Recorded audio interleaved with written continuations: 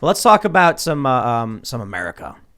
So that's where we went there, and now we're just doing a hard segue right to this story from CNBC. Wholesale price measure rose 9.6% in November from a year ago, the fastest pace on record.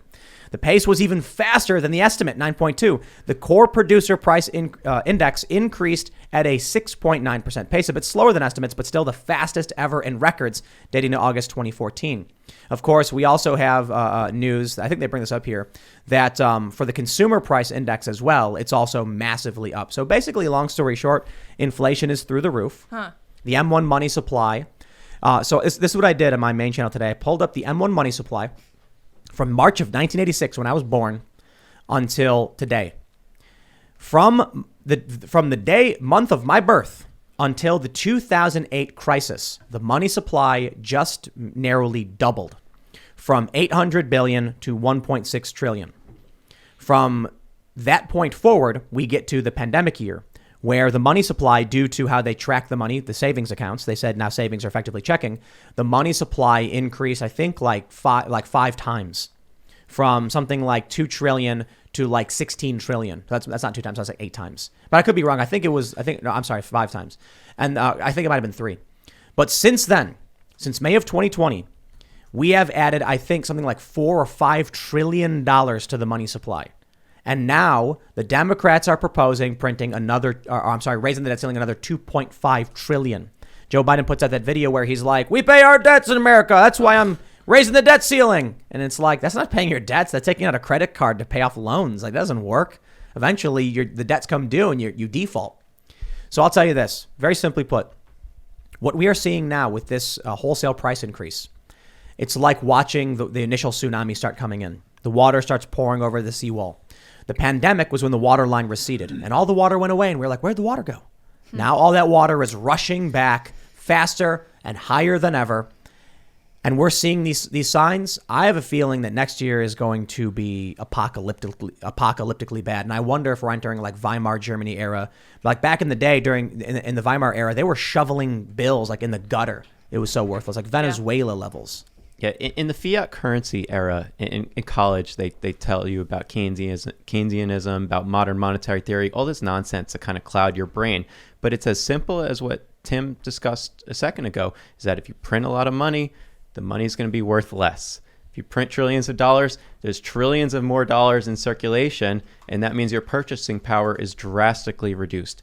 That CPI index is actually based on a basket of goods that isn't really there's other stuff in there that can make it way higher. And if you were to calculate it from the 80s consumer price index, it would be almost 20% at this point inflation. So that's the kind of numbers that we're talking about. And the idea that this is America, so we're never going to see hyperinflation, that's kind of a dangerous hedge to make, especially because we've only been on fiat currency for 50 years. So, it's already these hyperinflation incidents has happened, I think, in 60 countries now since then. So the idea that it can't happen in America is a little foolish. And you even have Jack Dorsey of Twitter openly mocking the idea that it's transitory. Yeah. Yep. Jack Dorsey tweets in quotes, transitory. Yeah. Take a look at this from the M1 money supply. So a lot of people like to point out that this major spike is a change in reporting, and we shouldn't really talk about it, which is BS. It used to be that you could only transfer out of your savings account 6 times to your checking account, which meant savings were meant to be saved. Well, because of the pandemic, they said spend whatever you want. So the money supply immediately exploded. Look at this. From 4.7 trillion up to 16.2 trillion. However, let's ignore that metric and let's talk about the current rate of growth in the United States. From May of 2020, we were at 16.2 trillion to today, we're at 20 trillion in October. Look how much that's grown. Over nearly just about $4 trillion in close to like a year and a half. Now take a look at the month I was born, March 1986, 633 billion. How long did it take for that to double? Really long. It was, let's see, where we go. Well, we're trying, but it's going down, it's going up, it's going down. And there we go. 2003, from 1986, 2003, to go up $600 billion. Now we're up trillions of dollars already in the span of a year and a half. And look at percentages. So in a year and a half, it went up 25%, basically. So and now go back to the date of your birth. How long did it take to get 25% to 900 up there from wherever it was? I don't to know, 4 it took years? 6 years. 6 years. 6 years, so it took us 1 year now. A year and a half to go up a quarter. That was 30 years ago. But you got to understand too. I don't think it makes sense to go percentage wise. Month. I don't think it makes sense to go percentage wise because as the money supply from 16 trillion, it's happening too fast. So it's going to be exponentially bad, right? The effects of the mass printing of money, the trillions of dollars in spending, we are not going to feel. We're not going to feel that immediately. It's going to take time. Yeah. So what I imagine is likely going to happen is you see that chart showing inflation. There's a major spike where it's like up to 7%, and now the producer price index is up 10%. What are we going to hit? Max Kaiser said we were at 15% inflation, and they're lying. Yeah. So that means what? Are they going to officially start reporting 15% by mid next year? I mean, it's going to be the apocalypse for the Democratic Party. It might just be that one day, 10 years down the line, we'll wake up and just realize that our purchasing power is basically worthless under the dollar.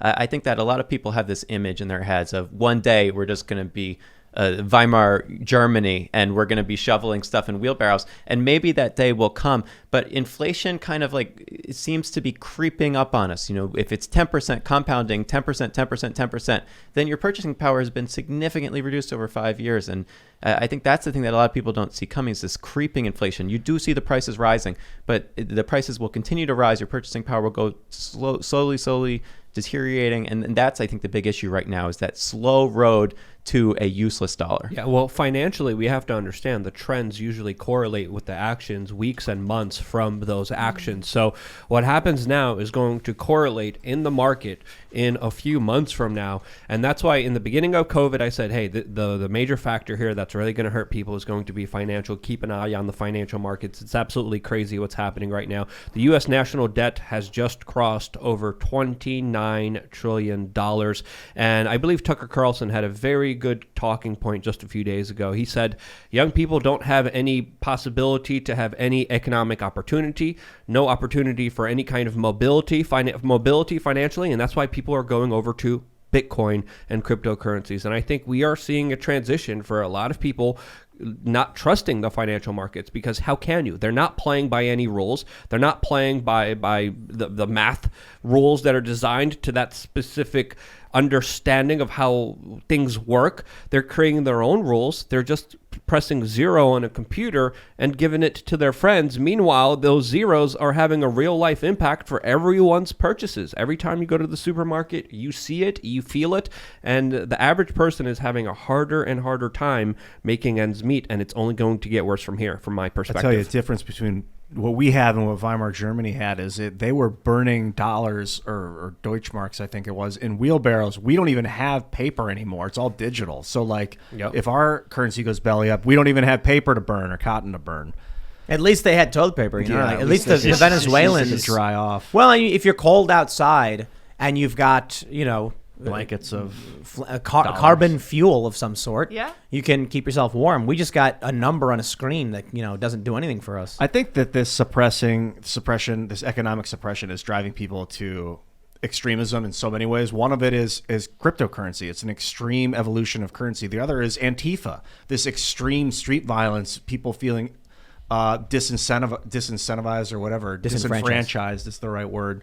So, and they're lashing out in different ways. Some people are intelligently evolving the economy. Some people are just smashing stuff up. It seems like it's all relative. I really think we reached a point where this kind of financial calamity, this kind of destruction of our economic system is almost done deliberately. Because if you look at every action the government is taking, it's making it that much worse on everyone else. How else could you explain giving the military-industrial complex a $20 billion bonus when they didn't even ask for it? How can you explain just the reckless spending? How can you explain the Build Back Better bill? How can you explain raising taxes on everyone else? It's just absolutely absurd to see people's savings, people's hard-earned money that they worked their entire lives for, literally be eviscerated right in front of them. It's crazy. But here's the good news. So Tucker Carlson talked about how people, millennials, even Gen X, Gen Z, whatever the new generation is, that they're investing in Bitcoin because there's no ability to save. Investing's very difficult to trade and stay up to par with inflation. But the good news about Bitcoin is that it is a clearly superior currency, in my opinion. The fact that Bitcoin has been discovered gives people that exit route. So you don't need to be beholden to a $2.5 trillion debt ceiling increase. You can save in Bitcoin, and Bitcoin is a finite asset. It's free market money.